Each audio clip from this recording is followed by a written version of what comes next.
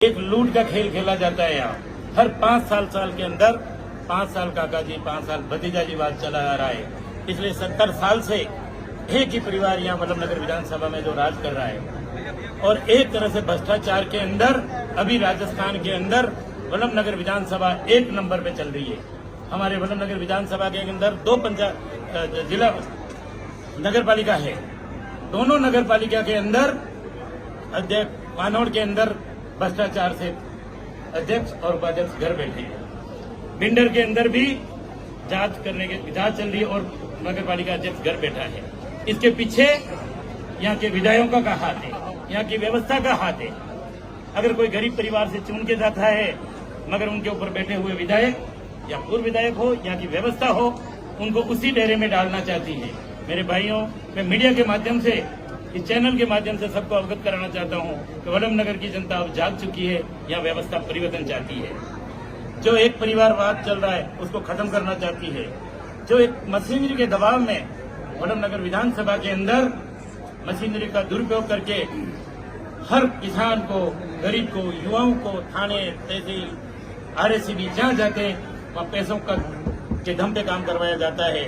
जैसे नहीं तो काम नहीं, ये व्यवस्था वल्लभनगर के अंदर है। मैं यहाँ के युवा साथियों, बुजुर्ग भाइयों, सबके साथ मिलकर, हम सब मिलकर यहाँ वल्लभनगर की व्यवस्था परिवर्तन करना चाहते हैं। इस बार आपको मुकाबला किससे है?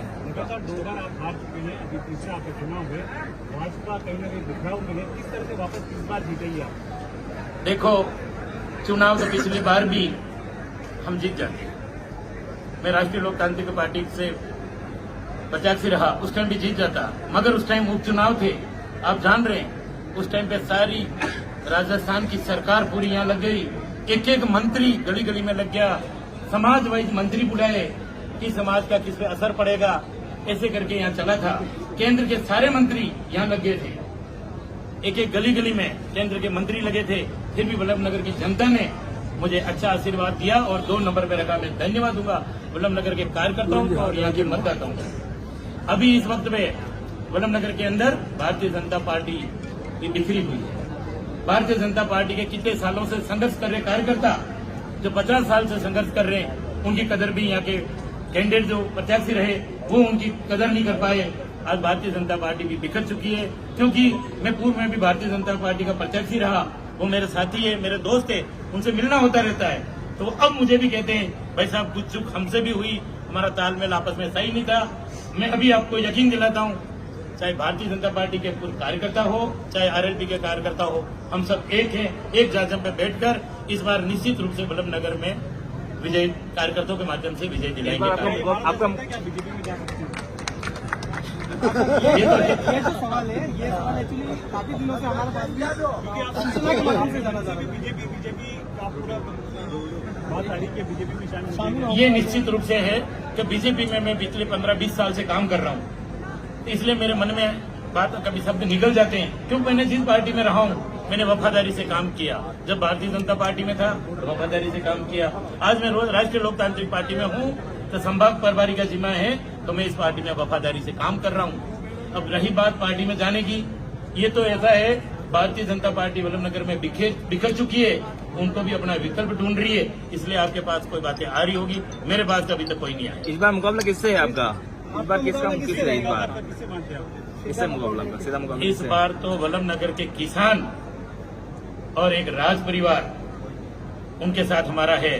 एक जिस तरह से कांग्रेस में विरासत की राजनीति है, जिस तरह से महलों की राजनीति है, जिस तरह से एक उद्योगपति की राजनीति है, उन तीनों के सामने वल्लभनगर की जनता अच्छा आशीर्वाद देगी, ये मुझे पूरा विश्वास है। कितना आश्वस्त है आपने जीत को लेकर?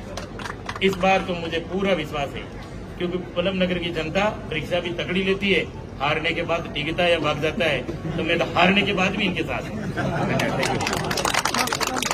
2 बार हारने के बाद तीसरी बार हमेशा जीतना भी है, यहाँ का नियम है। लेकिन आप मेवाड़ के संभाग प्रभारी हैं, वल्लभनगर के अलावा आपका क्या प्लान है? हमने तो प्लान कर रखा है, 28 सीटों पे हम कैंडिडेट उतारेंगे और निश्चित रूप से हमारी वजह से अगर किसी को नुकसान होगा वो तो निश्चित है, तय है। बीजेपी को ज्यादा मेरे से नुकसान, मेरी वजह से भारतीय जनता पार्टी को ज्यादा नुकसान होगा भाई, क्योंकि मेरी विचारधारा इसी पार्टी से पहले थी। यदि आप विधायक बनते जाते हैं तो वल्लभनगर के लिए क्या नई सौगात लेके आएंगे? अगर मुझे वल्लभनगर की जनता ने विधायक बनाकर जयपुर भेजा और भेजेंगे निश्चित रूप से, मुझे विश्वास है आने वाले 70 साल का कार्यकाल जिस तरह से इन्होंने बारी बारी से 5-5 साल लूटा है, सबसे पहले तो उनका खाया पिया निकालूंगा। उसके बाद वल्लभनगर के युवाओं के लिए रोजगार, किसानों के लिए खाद के लिए लाइन में नहीं लगना पड़े, किसानों के कर्ज के लिए। आपको एक छोटे से उदाहरण देता हूँ, अभी गेहूं की फसल थी, लाइनों में लग के लोग खाद बीज लाए थे, हमारे यहाँ इतनी बड़ी ओलावृष्टि हुई, मुझे राजस्थान के अंदर मीडिया के माध्यम से छपा था, 1-1 फीट ओले गिरे थे टीकावास गांव में। यहाँ के कलेक्टर साहब आए थे, सभी नेताओं ने आश्वासन दिया कि हम मुआवजा देंगे। 100% फसल खराबा था, आचार संहिता लगी है, फूटी कौड़ी तक इसके रोजगार को लेकर आप क्या रहेगा वल्लभनगर के लिए? आप रोजगार देखना चाहे तो मावली में चलिए आप, क्योंकि वहाँ हर 5 साल में विधायक चेंज होता है और 36 ही कौन के वहाँ विधायक बनते हैं। आज कलरवास में रिको इंडस्ट्री, गुडली चले जाइए, गुडली इंडस्ट्री, रिको इंडस्ट्री, फतेहनगर सनवाड़ में इंडस्ट्री, और अभी यहाँ इटाली में आमली में इंडस्ट्री। हमारे यहाँ कोई इंडस्ट्री नाम की चीज नहीं है। Cement factory, Hindustan zinc, college खुले हुए हैं। आज एक युवा भी अगर चाहे कि मैं शाम को जाके एक छोटा मोटा भी काम भी कर लूं, हमें यहाँ से 50 किलोमीटर दूर रोजगार के लिए जाना पड़ता है। इंडस्ट्रीज एरिया वल्लभनगर के किस क्षेत्र में उचित रहेगा? मैं तो चाहता हूँ कि वल्लभनगर के अंदर हर 15 किलोमीटर के अंदर एक इंडस्ट्री हो, जिससे हमारे युवा साथियों को ज्यादा दूर नहीं जाना पड़े, पेट्रोल बचे, और सबसे ज्यादा हमारी पार्टी स्थानीय लोगों को 80% रोजगार दे। मैं तो इस चुनाव के बाद भी, अभी चुनाव आगे, हमारे कुमारी माइंस है, सीमेंट फैक्ट्री है, इसको भी हिलाएंगे और 80% लोग यहाँ के कार्यकर्ताओं को रोजगार देंगे।